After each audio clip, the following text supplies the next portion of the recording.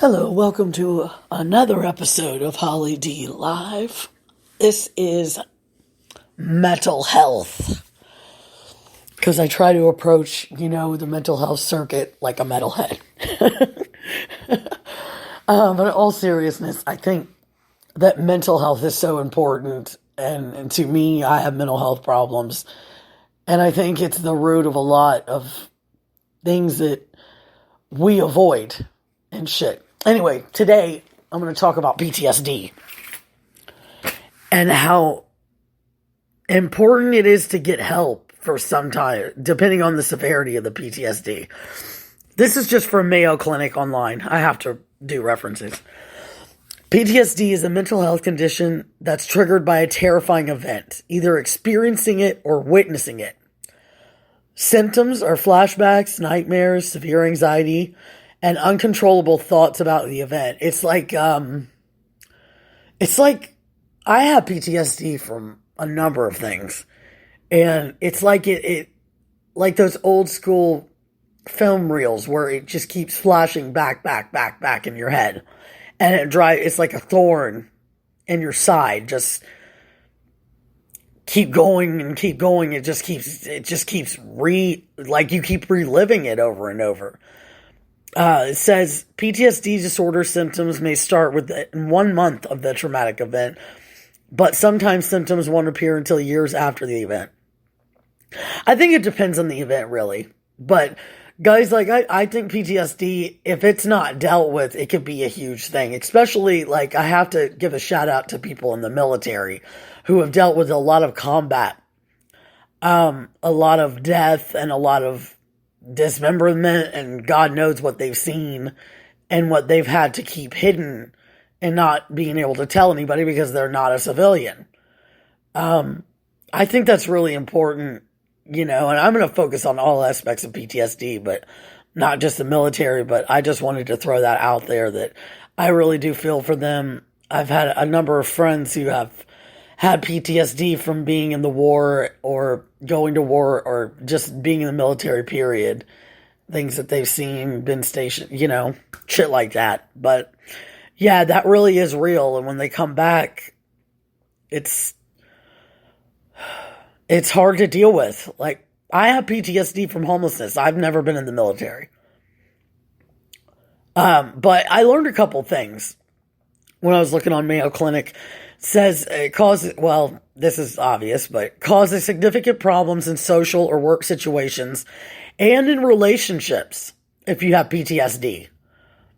Because of all the flashbacks and your uncontrollable thoughts, and sometimes I will fade out. I will, what it's called. What it's called. I can't talk today. What's it called? Zone out. I'll just zone out. And I'll be thinking about something, a memory. And sometimes, for the most part, it's a trigger. Something will trigger it. And then I'll go back to that memory. But, yeah, that affected my relationship a lot. Because, are you okay? Are you okay? And then it, fucks up the rest of your day. That's man, I did not want to think about that. And something triggers it or whatever. And you try to forget it. But there's 4 different groups of PTSD. Number 1 is intrusive memories.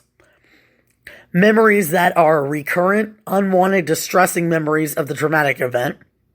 Flashbacks are under intrusive memories, reliving it over and over. Upsetting dreams or nightmares. Severe emotional or physical distress to something that reminds you even of the traumatic event. So, for example, I was homeless in a bar. And even though it was a great time and all that, and it could have been way worse for me, but God was on my side, thank God, or whoever you believe in. I'm totally open-minded. But I can't go to that bar because I was homeless in a bar. That bar triggers me for things that I had to do and things that I did while I was under duress and homelessness. So, yeah, even something that reminds you of an event, of something that happened, and it can trigger it. Number 2 is avoidance. trying to avoid thinking or talking about the event. You got to get through it, guys. I can't stress this enough. I'm going to touch on that here in a second. Avoiding places, activities, or people that remind you of the traumatic event. You know, you could be blowing off somebody that fucking reminded you of something that happened or something went down or somebody associated with God bless, you know what I'm saying? God bless it. Good God, man, the possibilities on that are endless. But, I mean, it really is. It has to be dealt with. I think a lot of us go through traumatic things and you don't go through the motions. And in that, you know, I am really all about being rebellious because I don't know why I was built that way, but I love who I am and that's in my rebellious nature. So I don't really go with what society says, but I think in this instance, getting help of some sort, you have got to talk about some of that stuff to get through it. You don't have to talk about like nasty, I mean that you can save that shit for your friends, but you have to talk about it. Or it will fester and then it will boil over in other parts of your life. It'll start affecting your life. And you might not even realize it, that it's affecting you. After a certain point, you know, years go by and shit like that. You still haven't dealt with it.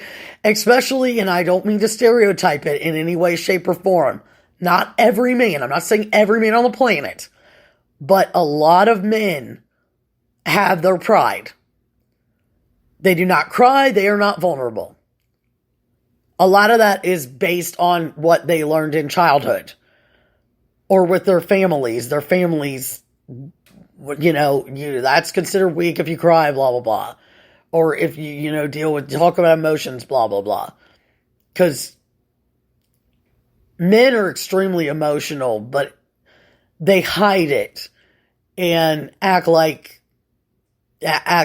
some men, I'm not saying all men, but some men that I've come across, they act hard. But really, all of us have felt emotions. And they have to be dealt with, especially with trauma. Like, anyway, it's nuts. But yeah, seriously, talk about it. Number 3 is negative changes in thinking and mood. Negative thoughts about yourself, other people, or about the world.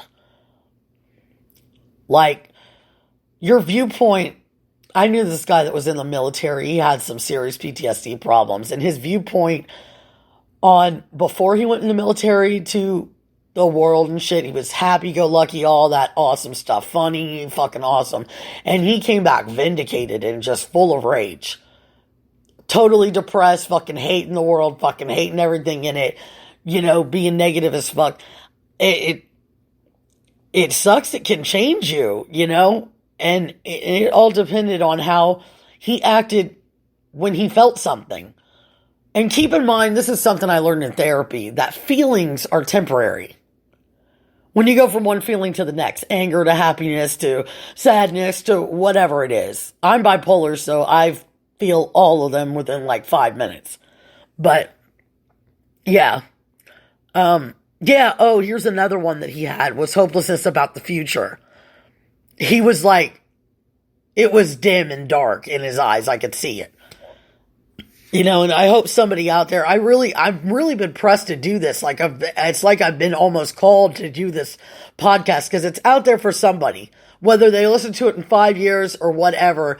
But I have to do this podcast because I know it's not a funny one and whatnot, but that's not what this specific podcast is about. Mental health is about mental health issues that are serious shit. And I like to get it across because I'm passionate about it. But,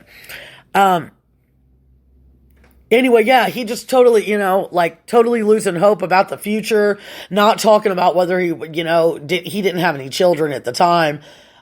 He might have children now, but he didn't have any children. He was not with anyone. And he was just, the future was just, he didn't want a future. He was pretty much like, I don't even care about the future. I don't care if I die kind of thing. Memory problems, not remembering traumatic event parts, like you block them out. Difficulty maintaining close relationships. Because most of the time, I think from what I've learned, when you experience a traumatic event, some type of trust in either the world or a person is broken. Like, it almost shatters you. And you don't come back the same. Feeling detached from family and friends, that's when it gets really, really deep. Number 4, changes in physical and emotional reactions. I didn't even know this. Being easily startled or frightened. Like, I'm easily startled and frightened. Like, I'm like, oh, what the fuck? Because all those, all that stuff that I went through, whether it was on the street or whether it was just getting in dicey situations myself, because I wanted to experience everything in life. I wanted to have a little bit of everything. I was scared, like, who's coming up behind me? And, I'd walk a lot at night by myself, and I was scared, who's, somebody going to pull a gun on me, a knife on me, thing. Being on guard all the time for danger. Like, constantly looking at your surroundings. It's good to be aware of your surroundings at all times. But almost obsessing about it, like, that motherfucker looked at me, or that motherfucker's up to something, I know it. Being consumed by it, that's unhealthy as fuck. Trouble sleeping and trouble concentrating. Irritability. And overwhelming guilt or shame.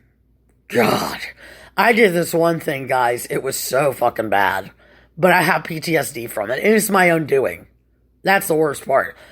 But I learned from it, and I'm never going to do it again. But yeah, I had horrible guilt or shame. Like, I didn't,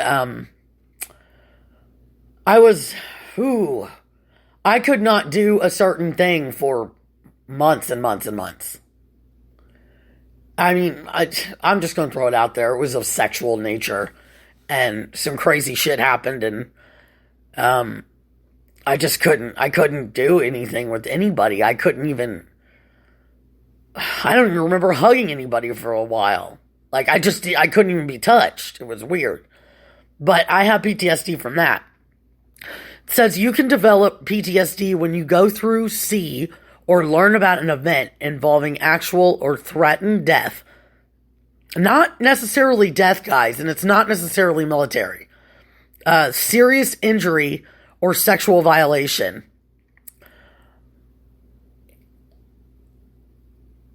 And it says when you develop PTSD, it contains a mix of your family history, your temperament, and your chemicals and hormones.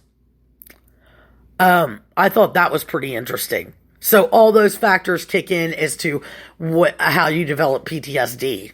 Your family history being, if there was a, imbalance with someone in your family. Kinds of traumatic events, and I learn something new every day. Combat exposure is the first one. I can't even put into words. I can't even imagine what y'all go through over there. And thank you for your service. I know that sounds corny, but I have to say it because it's out of respect. And I'm all about respect and loyalty. But anyway, childhood physical abuse, sexual violence, physical assault, being threatened with a weapon, a car accident even. You can have PTSD from that. A fire, mugging, a robbery, kidnapping, or life-threatening medical diagnosis. You can have PTSD if you have had cancer. I have PTSD from seeing my mom dead. I walked in and I saw her dead. She had neck cancer and some shit went down and it was just really bad. But I still see that. I still see it to this day. And I'm starting to go to therapy. How to help yourself with PTSD is you gotta just talk about it with somebody that you really, really trust. If it's not your blood family, go to your family, like your friends that you consider family. If you don't have anybody, there's always somebody, text me. Like, I'm not up and doing 1,000 things a day, I'm still looking for a job and stuff. I'd be more than happy to talk to somebody and be a friend. I'm a good friend. I might be a shitty girlfriend, but I'm a really good friend. And yeah, just reach out, man. There's no shame in that, and it doesn't make you weak. It makes you human, and it makes you wanting to help yourself and get better. I'm going to therapy myself. I start this Tuesday, and I'm pumped about it because my mother's death was traumatic, and I haven't been able to go through the motions of a lot of what went down there, and just a lot of crazy stuff with my childhood and all the way up. But yeah, don't give up if you have PTSD. Seek help depending on whatever it is. Just know that you can get better, and the flashbacks will eventually go away, or they will be minimal. Yeah, triggers suck. They really do. And in this life, there's always going to be something, that'll trigger, but it's about how you react to it. And you can think about it for a second and just kind of you still got to talk about it, but just brush it off, Once you get better, once you're getting better, it won't affect you as much once you get that out, but you got to get that out of you. And on the next, thank you for listening. Thank you for all your support and all your downloads. I really, really appreciate all your support from the bottom of my heart. I thank you so much. And I love you guys. Next podcast on mental health. Sorry. I'm not doing words right today. What the fuck? Next podcast that I'm doing directly after this one is about toxicity in relationships. What is toxic? When is it time to go? Oh, God, I can't wait to talk about that. All right, I will talk to you guys later. Love each other, live each other, fuck each other.